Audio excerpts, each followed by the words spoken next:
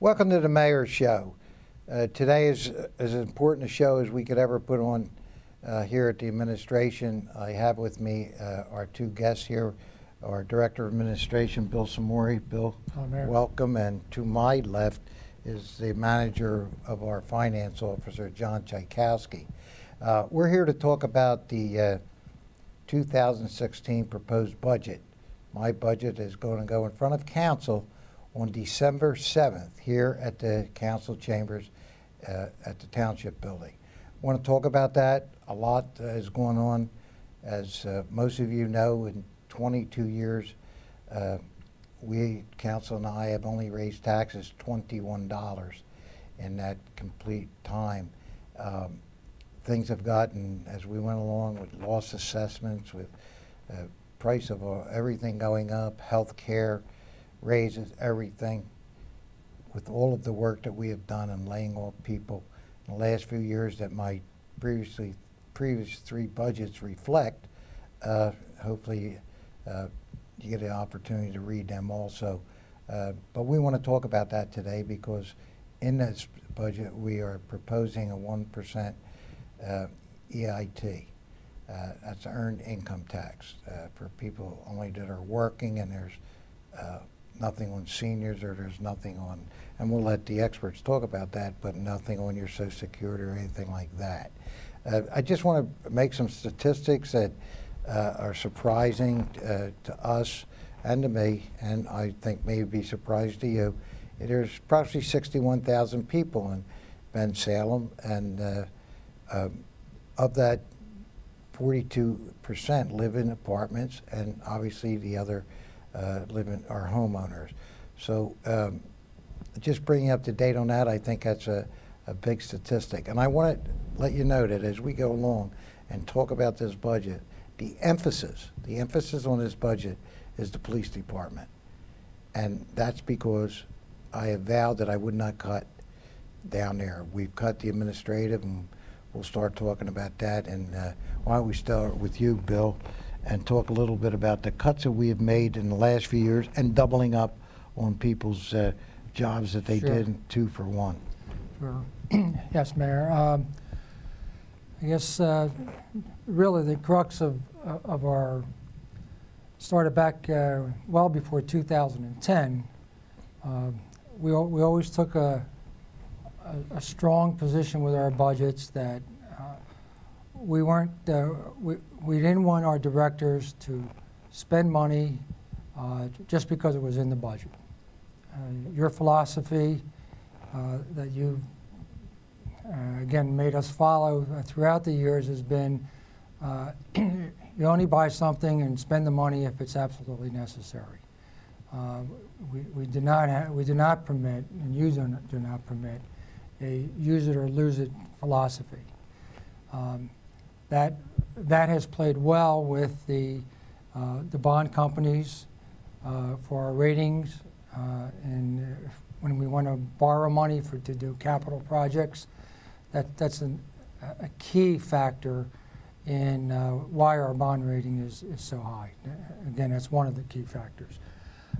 Which is very important, Bill. The bond rating is very, very important.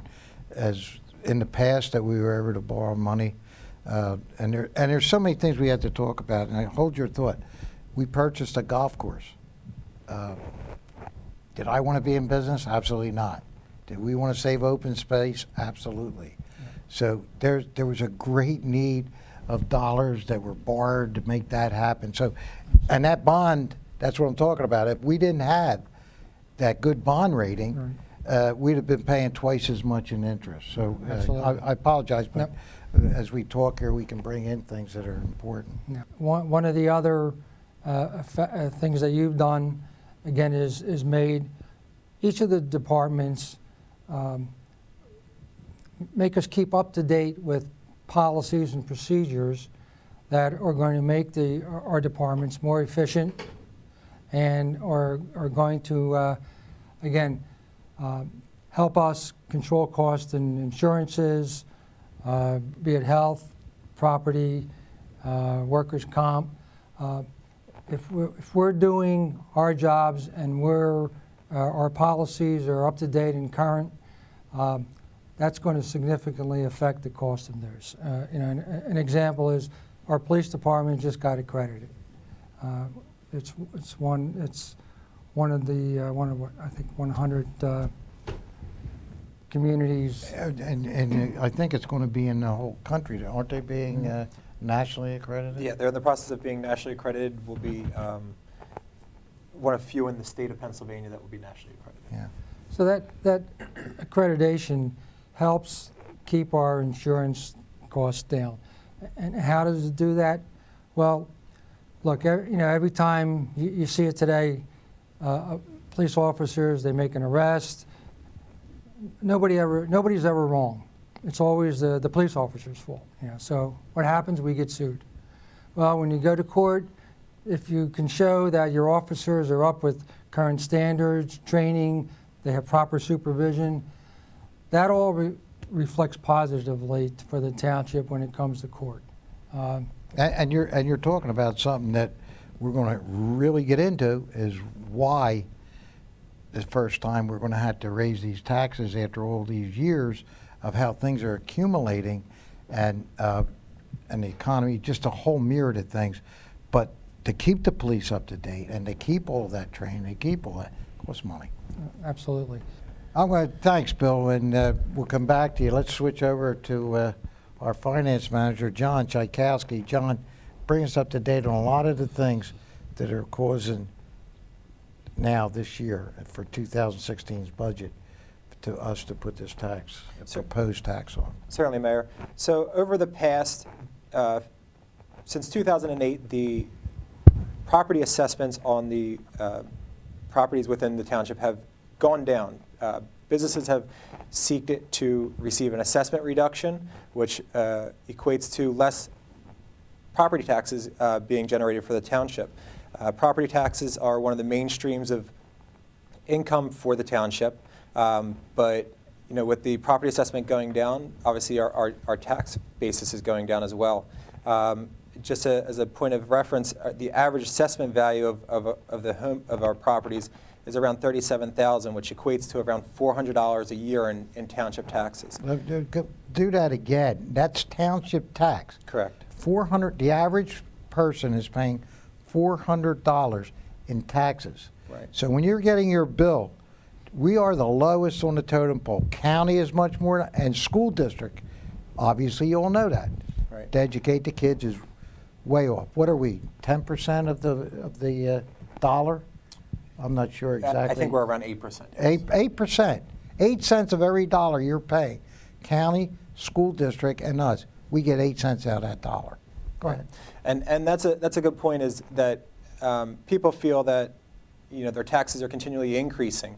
As the mayor pointed out, we haven't increased taxes in the past 20 years plus to a minimum of $21. The school district taxes have gone up, the county taxes have gone up, and the only increases that we have had increased were voted on by the residents for the volunteer fire companies and the rescue squad. So it's a situation where we are now faced with, we've done everything we could for the previous years with using our fund balances and making sure that we do our due diligence in our spending and cut our spending. But we're at the point now where we don't have any further options. I think one of the things we should touch on, and do it now, is a lot of people ask about Parks Casino money and the money that we get here. And I don't know what they think we do with it, but I want to try to give you we will give you an explanation of where those dollars go. Sure. So why don't you tell them? Sure. So Parks Casino, when the act was first put out there for the township to receive funds from the casino for the slot machines, the act reads that we are guaranteed $10 million. It's no more, no less. If the casino becomes the second or the first in the state, as it has been, we don't get any more money. It's capped at $10 million now. With that $10 million, we've. I want to correct you on that. Mm-hmm. It's not capped at $10 million. It's $10 million or 2%. Sure. It could go higher. We're nowhere near that. I think it's at an $8 million threshold now that the casino, if that number gets over the 2%, over that, then we would get money. We're not near that, and we don't expect to be near that.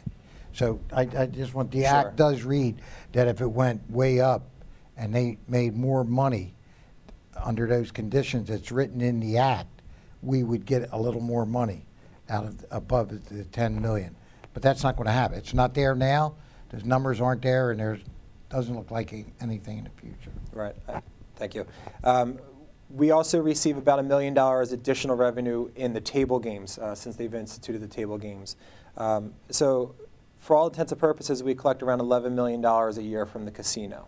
Now, $11 million seems to be a lot of money, but when the casino first came in, we hired additional police officers for the safety of the public. We instituted the homeowners assistance grant, and we've been able to pay that to all the residents that own a home each year, as well as we also provide an additional benefit for low-income seniors and disabled individuals for an additional $150. So over the years, the increases and have just surpassed what we receive from the casino. So it's no longer that they're supporting completely what the township. You know, if everybody gets the opportunity to read the message, I have that all in that message of what it costs us for 19 police officers. And I don't have the message in front of me, and I don't want to make a tactical mistake. But it costs us a lot of money over from 2006 to 2015 for 19 police officers. So all that has to be, we have not taken any money, raised taxes. We use that money through the years to also offset any tax increase. So you have to try to understand that. There wasn't extra money there that we were spending. We were using it to supplement our budgets. Correct? Correct. 'Cause that's what we did. So the income that we receive there is additional income that the township receives. But between parks and the real estate taxes, we get some money from transfer of real estate tax properties, which that has increased. But again, with the downturn of the economy, that had decreased for a lot of years. So the revenues just are not there or increasing to be able to sustain the amount of increases that we see in our expenditures.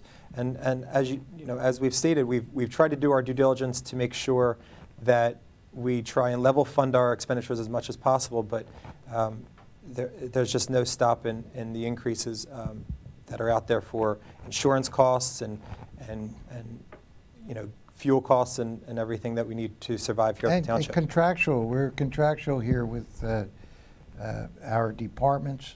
They get raises every year, you know. Hasn't been as much as they got in the past, but they negotiated raises. All of those things come into consideration. I want to emphasize one thing again, and I want to make this clear. Our administration, on the administrative side of this building, has cut all that we can cut.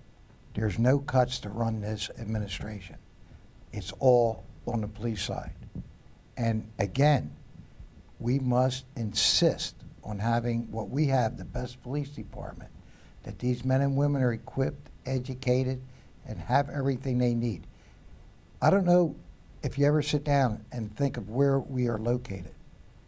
We are between Philadelphia, Trenton, New York, Baltimore. Everything travels through Bensalem.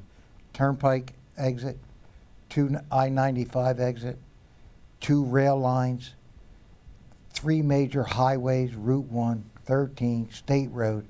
There's a lot that goes on in this town. It's hard to understand. When I was a businessman, I knew how hard the police worked and everything, but I didn't realize what went on in the town other than knowing what I was doing in my business. And I always supported them.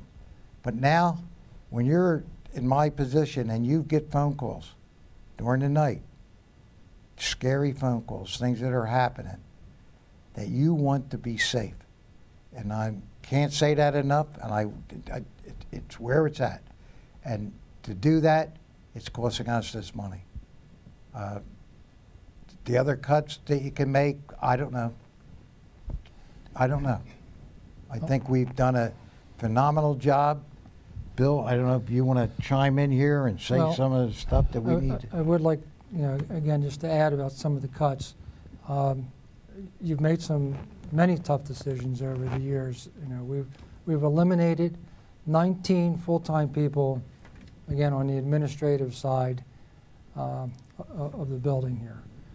19 We're not proud people. of that, by the way. Some No. people lost their jobs. We're not proud of that. We didn't have, right? Right. What could we do? Right. In order to avoid raising taxes, we made the tough decision, right? Could we remove some of the labor in the township? But we did that only because we investigated if we could do it without significantly affecting the services provided to our residents. That's the utmost. We want to continue to provide a high level of service because I think the residents have come to expect it. It could be snow removal, keeping their roads in condition. The mayor's run road paving programs now. We're into our second one over 22 years as the roads begin to wear out. So, we have made the cuts. We've made them in an effort to, to the credit of council. Council has worked with us to make these things happen. I mean, this is a team that makes things happen. Nobody does this by themselves. Nobody gets it done. This is a team, and council's been working with us. Council has understood through the past. Bill, talk about how many jobs we turned in 2 people into Sure. 1. Sure. You're one of them. Right. Yes. When I took this job, I was Director of Community Development at the time, and I handled pensions, bidding. I did a number of other jobs besides. When this position became open, it was offered to me, and I continued to do all of the other items that I handled before. It's something, you just put out the extra effort, and we have seen that in many of our employees, be it on our administrative side or the police side. Everybody seems to go above and beyond in order to make this work. Our Director of Building and Planning, Matt Takita, he took over the zoning officer's job. We were able to combine that. So when we've gone and said, look, we've got to make these decisions. We've got to keep our costs and contain them. We've had the cooperation of the employees. The mayor's talking about the police, and I support that 150%. If you look at the communities around that don't have strong police departments or adequate police departments or well-supervised police departments, take a look at their communities. I'm not going to mention any names, but I think if you think about it, you'll know where they are. All right, they're communities that are not the best in the world, and you don't see people scrambling to move there or to want to live there. Right? We don't have that problem. We have people that want to come to Bensalem, want to be here, and the police department helps is a catalyst, I think, in that effort. They're everything. Right. They're everything. Through the years, the accolades that came to Bensalem Township, again, don't point a finger at me. I'm talking about the team. I'm talking about council, myself, all the people that work here, make these things happen. We were Model for America. The Courier did that, if you remember, headline, Model for America. Then Colin Powell gave us an award, the best place to raise children, one of the best places. Then 2 years ago, we were one of 100 best places to live in the country. Past year, we were one of 50. That doesn't just happen. That doesn't just happen. It's that team. It's the community working together. And by the way, we have a lot of volunteers out there helping. We have a lot of people to make up this team. So I don't want to point fingers that we're so great or we're doing. This is a community that's making this work. And we're a very diverse community. We work on every aspect, services, as Bill just talked about. I think you had to admit your snow during the years of any kind of snow, the worst snowstorms we had, we made sure that that was done, no matter what. So that team is working. People that work here are dedicated to their community. I don't know what you want to add, John, talk about some of the things that... Well, the police and fire represent 75% of our budget. So the emergency services are our number one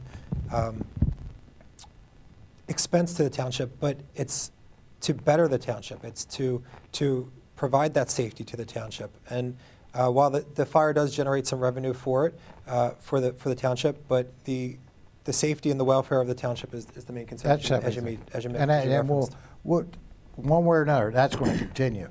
We will never cut from that part of it.